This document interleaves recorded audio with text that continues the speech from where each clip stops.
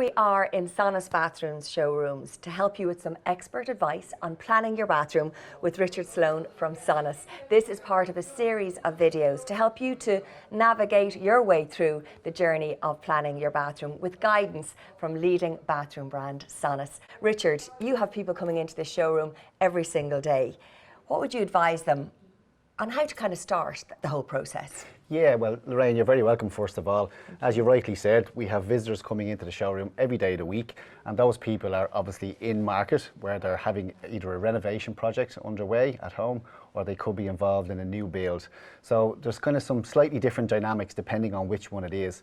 But probably at a very high level, the advice we give to people is when they come into the showroom, just be a little bit prepared, okay? Because it's quite daunting. You've been through this process yourself, and when you walk into the showroom, it's 5,000 square foot, huge amount of product on display, lots of option, lots of variation.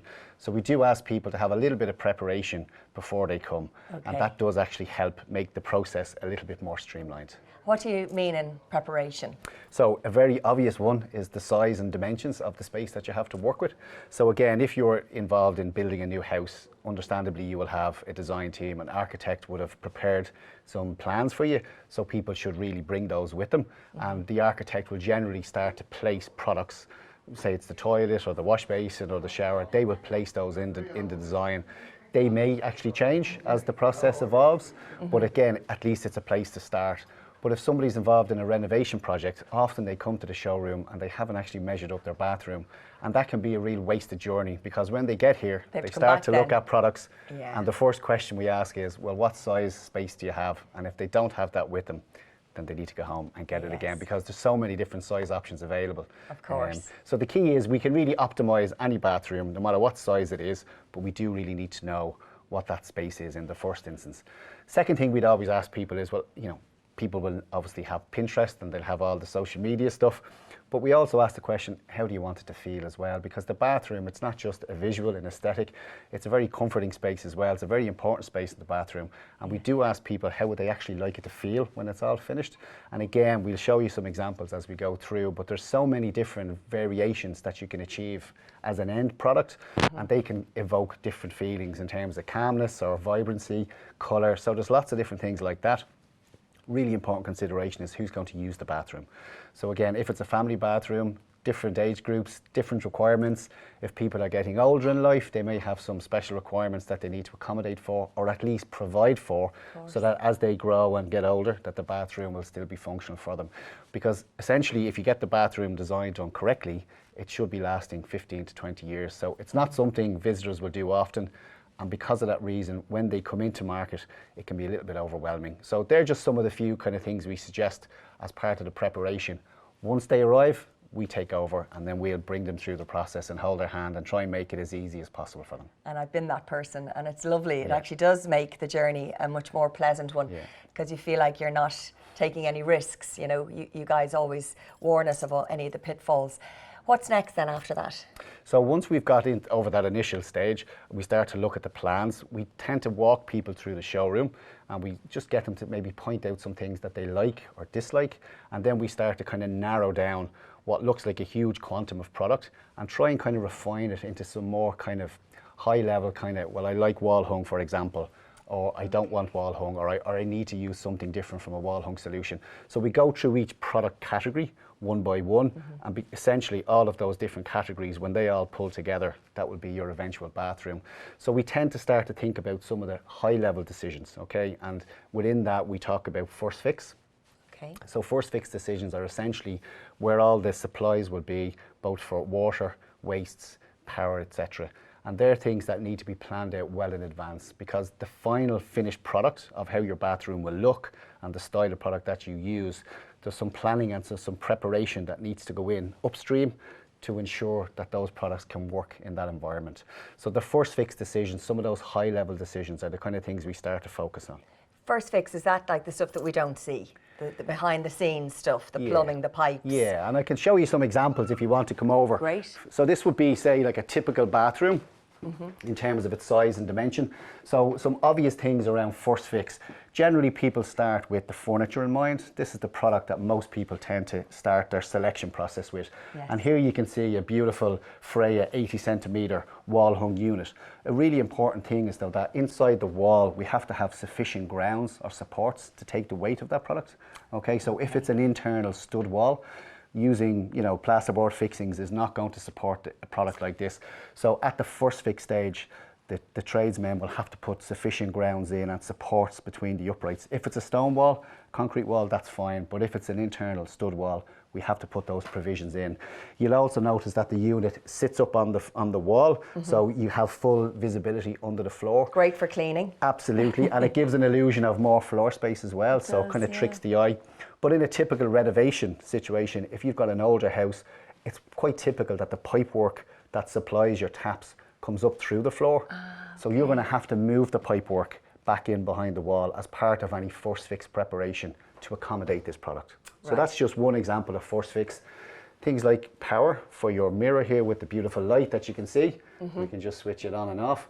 Naturally, we have to have power in behind the wall, and that's fine. You can put it centered for the mirror, but in some cases, you might want the sconce to sit above the mirror. You might actually want a sconce on either side.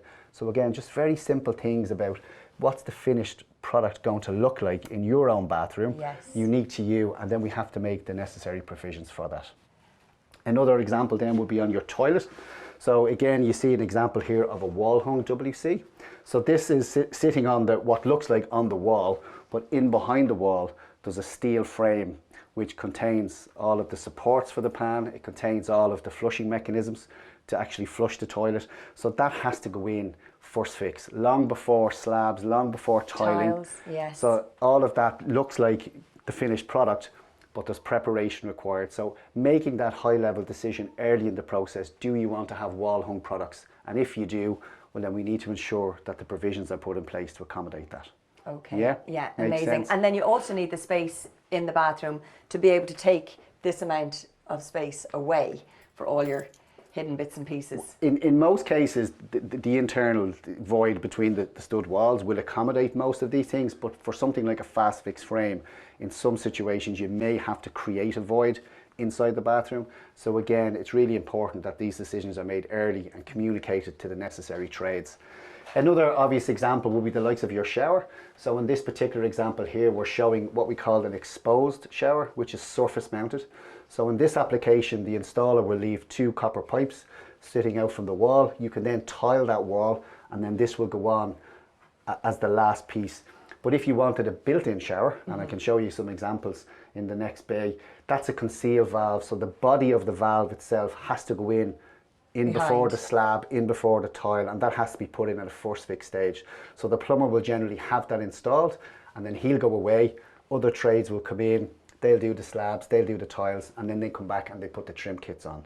Okay. Amazing. Shower trays would be another example. That's a product that will go in at the first fix stage. So often shower trays are in, plumbed in, and then the plumber goes away, and then all the other work has to take place before what we call second fixes.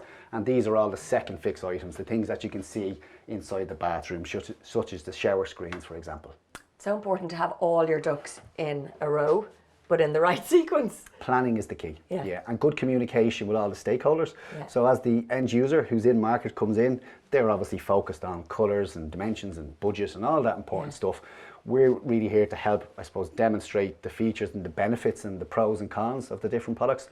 But there are other stakeholders in that process, and your tradespeople are really important.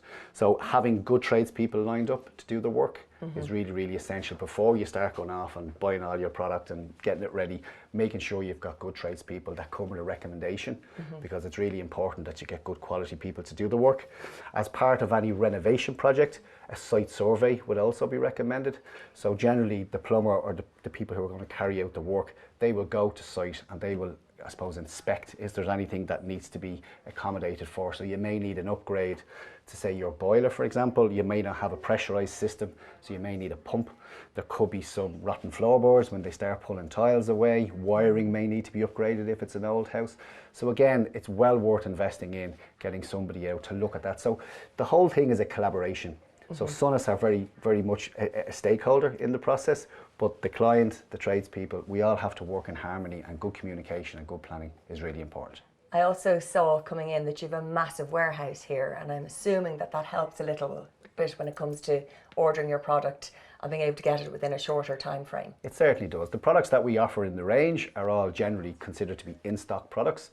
Naturally, it's impossible to have every single product in stock all the time, but we generally have a very high fulfillment rate. At the moment, it's running at about 97%. So generally, the service we offer is you order the product today, you receive it tomorrow. But clients shouldn't be waiting till the last minute to make these decisions. This is a project that you will do it right, it will last you for 15 or 20 years. So yes, having the product on the shelf does take away some of the pressure, but that's, you know, we should really still plan properly and make sure that we have all the necessary provisions in place and all that's worked out well in advance. So I see a lot of colour in the showroom. Is colour making a comeback? Oh yeah, so for the last number of years, colour has been the one universal trend that we've seen.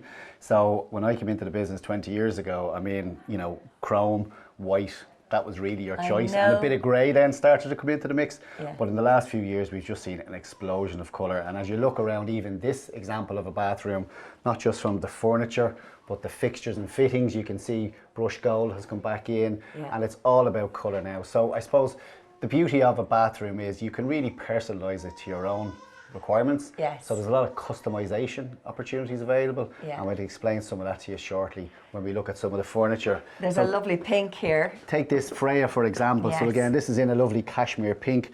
The Freya is part of the Scandinavian collection, so we have 20 different colours in that palette, but we also offer different handle options. So in this example, we're showing with a black handle and a black tap, but you could equally have a chrome handle or a gold handle. So when you look at all of the different colour options and then mixing and matching the handles and the taps, you can very quickly start to personalise the space. So colour has been a huge trend, and it's very much at the forefront for customers when they're coming in to select a product. What I did when I was making my plans, you know, you mentioned about Pinterest and some fantastic interiors magazines. I kind of put together my own mood board, which is great fun with the girls, with my daughters. They did the exact same thing. Would you advise people to come with a kind of a wish list? It's very helpful, and I mentioned that at the earlier piece, that coming with some preparation already is really helpful, and it certainly helps the SONAS team here to kind of guide you through, because as I said, some people are they don't know where to start. If you've got some preparation like that, things that you like and dislike, it really helps narrow it down. So yeah, bringing a mood board is really, really helpful.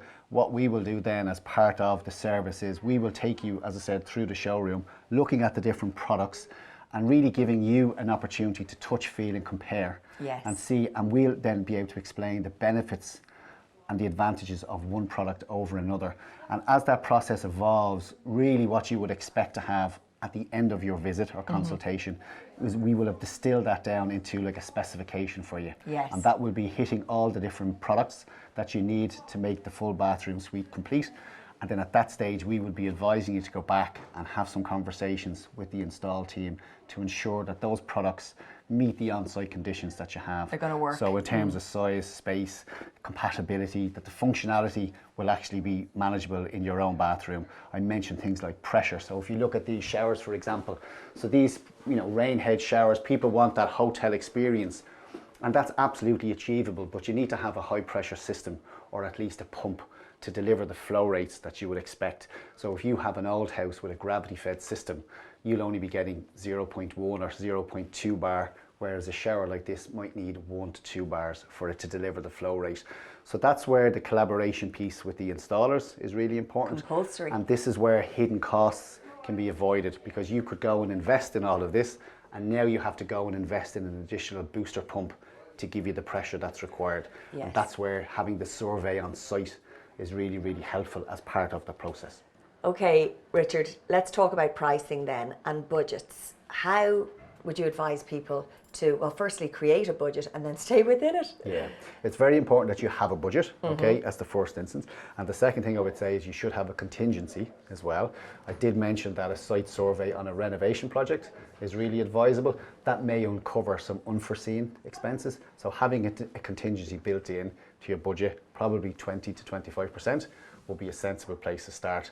To give people a high level, kind of an overview as to what they should expect for a full main bathroom in today's like this size. climate. Yeah, with good standard of product, really nice specification between the product from SONAS, the tiles and all the labour that goes into it. You could be looking at somewhere between 10 to 15,000 euros. But you should also then consider the life cost of that product, because again, if you design and install correctly and put a good quality product into your bathroom, you should be getting 10, 15, 20 years of enjoyment from the space as well. So when people come into the showroom, my advice generally is try not to get too focused on individual components and the prices that they are. Within our collection, we cater for everything from entry level all the way up to your really mid to high end. So there's a kind of a price variation depending on the level of spec. So there's tons of options, and you can kind of value engineer. So if a particular vanity unit was blowing your budget and you wanted to kind of tailor that back a little bit, we would have lots of other options to help reduce costs. And that could be applicable to all the components that go into the space.